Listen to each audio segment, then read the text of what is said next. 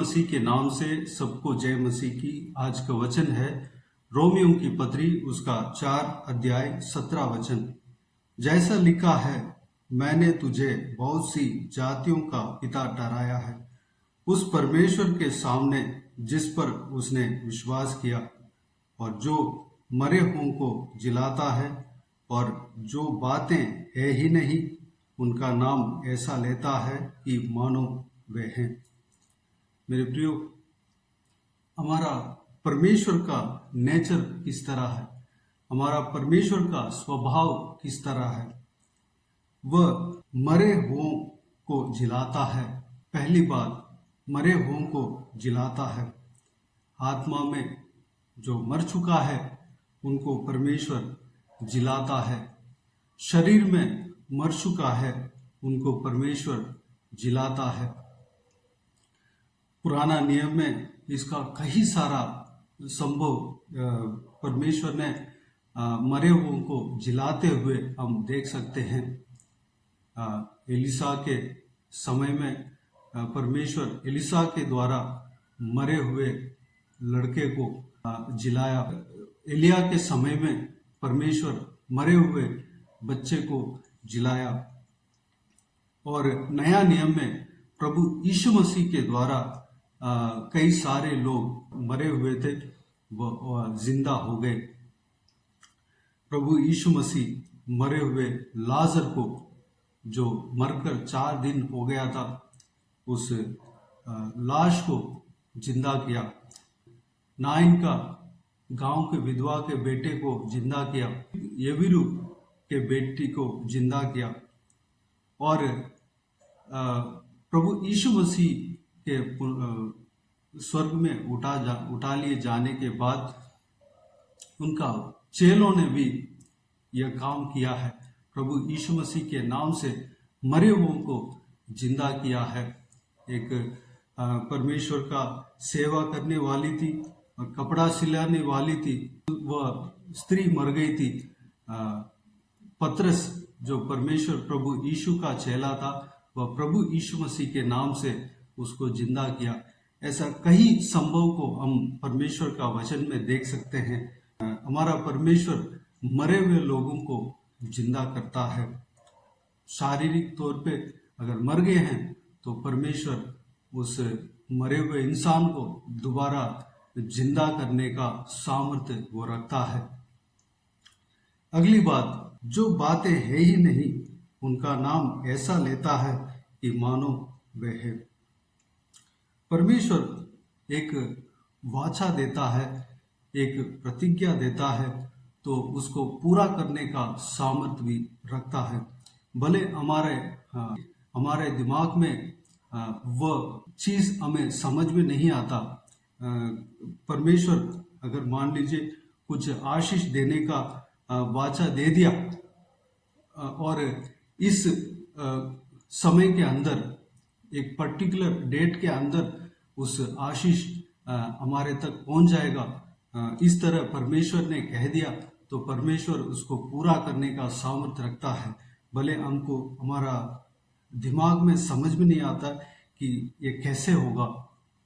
उदाहरण, अब्राहम के जीवन में वह 75 साल हो गया था। अब्राहम को 75 साल हो गया था। तब से परमेश्वर उनके लिए वाचा देता है कि तुम्हारा एक संतान होगा और उस संतान से लोग आशीष पाएंगे। बल्कि उनको संतान नहीं था। 90 साल हुआ और 99 साल हुआ, तब भी वह संतान, वह आशीष के लिए इंतजार करना पड़ा। लेकिन सही समय में परमेश्वर उनको आशीष दिया। वह दोनों पति पत्नी, अब्राहम और सारा, बूढ़ी हो गई थी। उनका कुछ उम्मीद नहीं थी कि बच्चा जन्माए। उत्पत्ति के किताब उसका 18 अध्याय उसका 11 वचन में इस प्रकार सारा, जो अब्राहम की पत्नी थी, वह कहता है, अब्राहम और सारा दोनों बहुत बूढ़े थे और सारा का मासिक धर्म बंद हो गया था। इसलिए सारा मन में हंसकर कहने लगी, मैं तो बूढ़ी हूं और मेरा पति भी बूढ़ा है, तो क्या मुझे यह सुख होगा? तब यहोवा ने अब्राहम से कहा, सारा यह कहकर क्यों हंसी की? क्या मेरे जो इतनी बूढ़ी हो गई हूँ सचमुच एक पुत्र उत्पन्न होगा? अगली वचन में इस प्रकार कहता है, क्या यहोवा के लिए कोई काम कठिन है? नियत समय में अर्थात वसंत ऋतु में मैं तेरे पास फिर आऊंगा और सारा के पुत्र उत्पन्न होगा। मेरे प्रियो, परमेश्वर अब्राहम को एक संतान देने के लिए वाचा दिया है, वचन दिया है। सारा जो है बूढ़ी हो चुकी थी, इसलिए वह दूसरा रास्ता खोज रही थी। अपना जो नौकरानी को अपना पति को देने का विचार किया और वैसे ही कर दिया। लेकिन परमेश्वर ने कहा, तेरा और तेरा पत्नी सारा दोनों के बीच में एक पुत्र उत्पन्न होगा।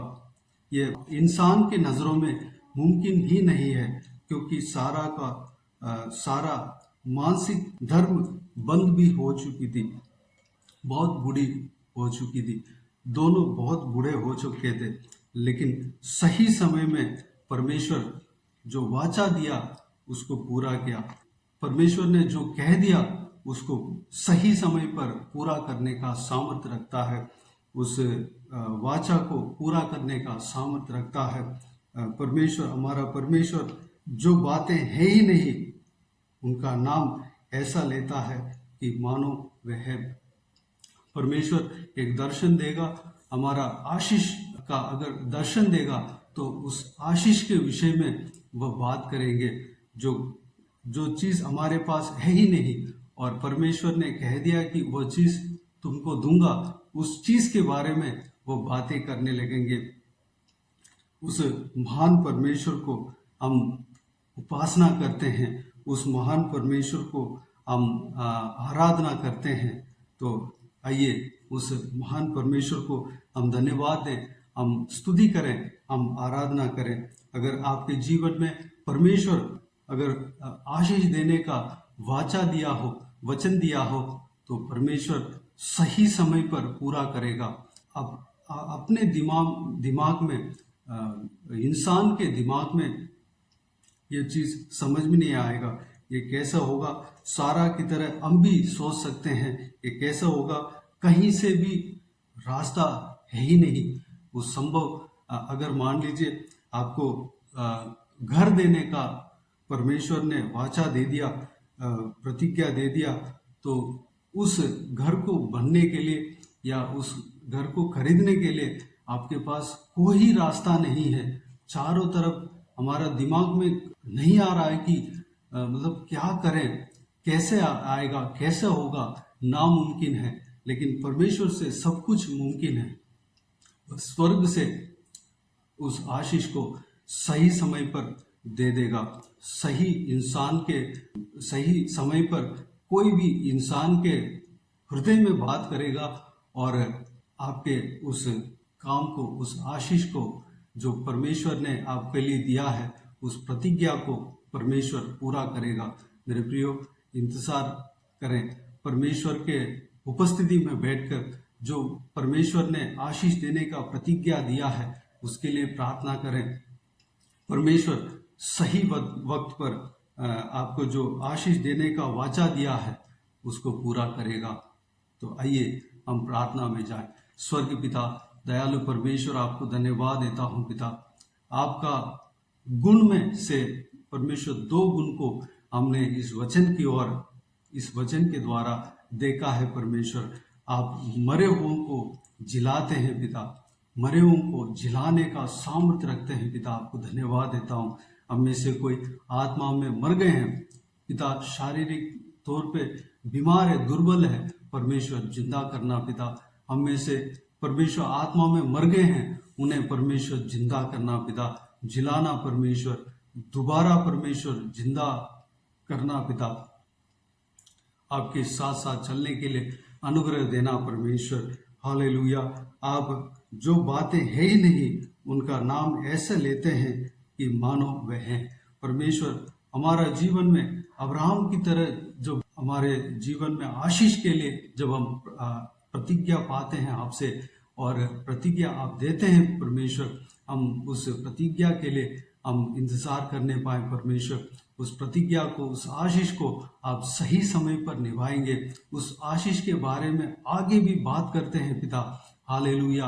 आपको धन्यवाद देता हूं परमेश्वर, जो प्रतिज्ञा आपने दिया है पिता, उस प्रतिज्ञा को पूरा करने के लिए आप सामर्थ्य रखते हैं। उस प्रतिज्ञा हमारा जीवन में पूरा होने के लिए पिताजी हम प्रार्थना करने पाए, हम उस कार्य को पूरा होने के लिए हम प्रार्थना करने पाए, इंतजार करने पाए, अब्राहम की तरह विश्वास करने पाए परमेश्वर।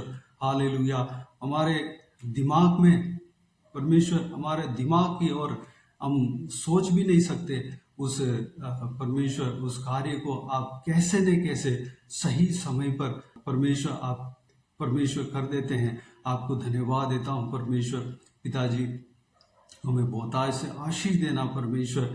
जो कुछ भी प्रतिज्ञा आप परमेश्वर हमारे लिए दिया है पिता, उसको सही समय पर आप पूरा करने वाले हैं। धन्यवाद देता हूँ। हालेलुया। इस वीडियो को जो कोई भी जन देख रहे हैं, जो कोई भी जन इस वचन को सुन रहे हैं परमेश्वर, उन सभी को आशीष देना, संभालना परमेश्वर। पिताजी हर एक जन से बात करना पिता, हर एक जन से जिस तरह अब्राहम से आपने बातें किया, अब्राहम को परमेश्वर आशीष देने का वाचा दिया और उसको पूरा भी किया परमेश्वर।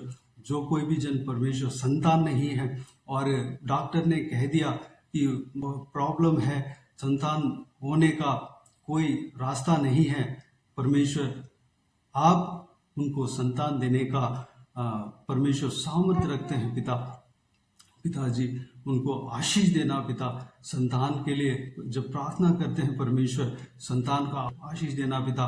पिताजी अब्राहम और सारा को बूढ़ा होने के बाद भी परमेश्वर उन्हें संतान हुआ परमेश्वर। आपके अनुग्रह से उनको संतान हुआ परमेश्वर। जो कोई भी जन संतान के लिए प्रार्थना करते हैं परमेश्वर, उन्हें संतान का आशीष देना पिता। धन्यवाद देता हूँ परमेश्वर।